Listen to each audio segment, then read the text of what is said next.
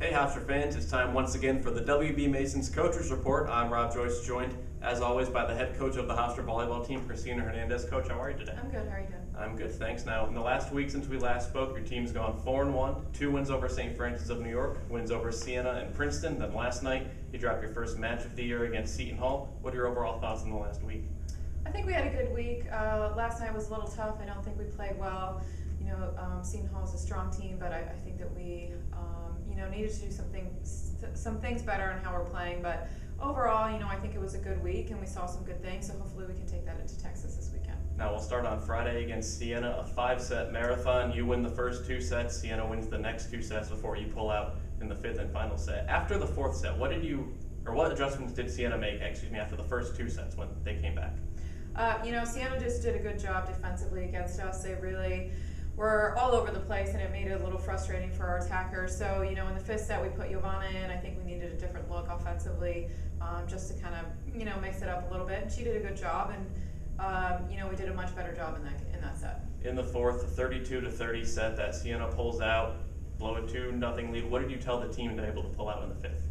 We needed to calm down. We needed to continue to do the same things that we were doing. Our passing and serving got a little inconsistent in those sets, and those are something that we really kind of, are a backbone for us, and we needed to get back to doing that. And in the 5th set, again, they came back and they were much more calm, and they were able to do those things. Of course, the leaders offensively we'll get to a bit later. Kelsey Wills, Nikki Kinnear, Catalina Cherry, but Emily Burke, a career-high 17 kills in that match. Is she going to be that consistent number 3 option beside Wills and Kinnear?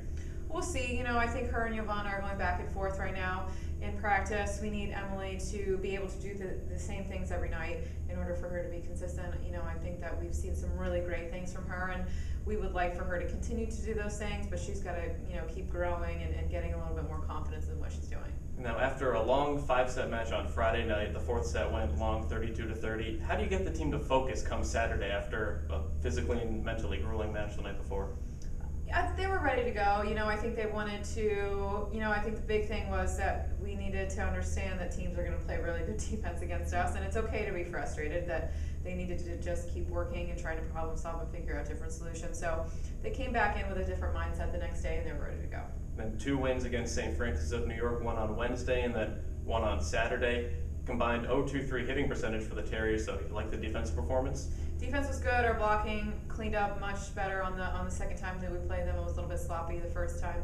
But we did a good job. We got to see a lot of people playing the second time that we played St. Francis, so that was nice to see, and hopefully we can continue to see new people on the court. And then on Saturday night, a 3-1 win over Princeton. After dropping the 2nd set, your team went on a 12-2 run in the 3rd set. Then to open the 4th, a 10-2 run. Is that a nice response after dropping the 2nd set? It was. They showed how resilient they were. I think we had some communication errors in the 2nd set, and they did a good job coming back and really just bouncing back and fixing those things quickly so we can continue with the match. Then Adama Asia, 11 block assists for the 2nd week in a row. She provided a spark. Talk about her play.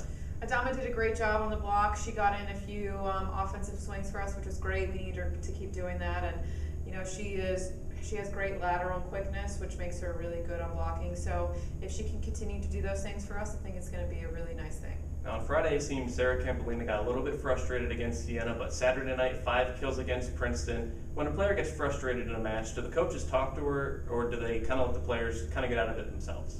A little bit of both. We told her to calm down. We can't really focus on every mistake, and we don't focus on that as coaches. High error game, we can't really do that. So we just needed to calm down, refocus, and get to the next point. And then, of course, Kelsey Wills has been the one getting a lot of the attention, but in the 4th set, Nikki Kinnear really took over. Does it seem that you almost forget about her with all the accolades Kelsey's been getting? No, Nikki is a great player, and she's been really consistent for us. She is got a totally different mindset than what she has last year, and she's doing some really great things on the right side, and it's really nice to have her to be able to do that. It's she's somebody that we can really rely on to do her job every night. What's the relationship on the court like between Catalina, Kelsey, and Nikki? It's good. I think that they tend to bump heads sometimes, but in a good way. They need that all for each other. But they talk really well to each other, especially when they need different sets, and those 3 players together are very strong for us. And then last night you dropped your first set, 3-0 to Seton Hall. What went wrong last night? I think they came out there and it was a little bit too frantic, and that's not really how we play. And I think it just got the best of them, and we needed to kind of calm down, and they never really regrouped. So I think that was the big thing. And we were doing a lot of things that we don't normally do, and so, hopefully it's just a fluke and we can, have a good practice today and get ready for this weekend. Now, an uncharacteristic 26 attacking errors, was it just an off night or was it something Seton Hall did? No, I think that we needed to do some better things. Our middles weren't getting in there, so they weren't really helping out. I don't think that we attacked the blockers as well as we usually do. That's something that we work on a lot. And, I think that we needed to do some better things offensively, and it just wasn't there last night. So we've got to take it for what it is and hopefully not see that again. Now, going into last night, being 8-0, one win away from tying the program record, did that get into their heads at all? It might have. We don't really know. We tried not to talk about it with them last night, but we have no idea what they were saying to each other. So, that might have caused a frantic chaos for them to feel that need to win. But we try to focus more on the process of how we're doing things and let the result take care of itself. But still 8-1. I'm sure you would sign up for that a couple weeks ago if you said that. What have you been most impressed with so far in this start? Their composure, and I think that that's something that we wanted to see from them last night. They've been really good at staying really calm and doing a really good job of getting the ball back when they make mistakes and continuing to attack.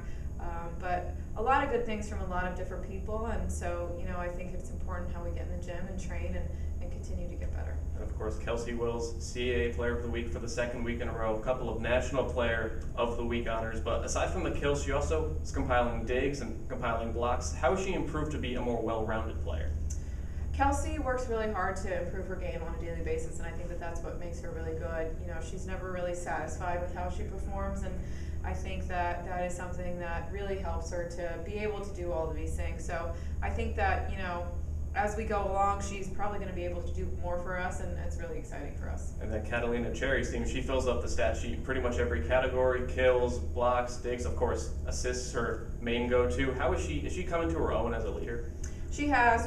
She's really focused this season. She knows it's her last year. She wants to win, and she wants to win it all, and sometimes she wants to do it all by herself. But it's a great thing for us to have out there. Is she she wants to take over sometimes, and she wins some big points for us. But it's nice to have a setter out there that's a senior and is really competitive and wants to win for us. And that's something you said last week that you wanted to improve on was the communication and the passing. How do you think that improved last week?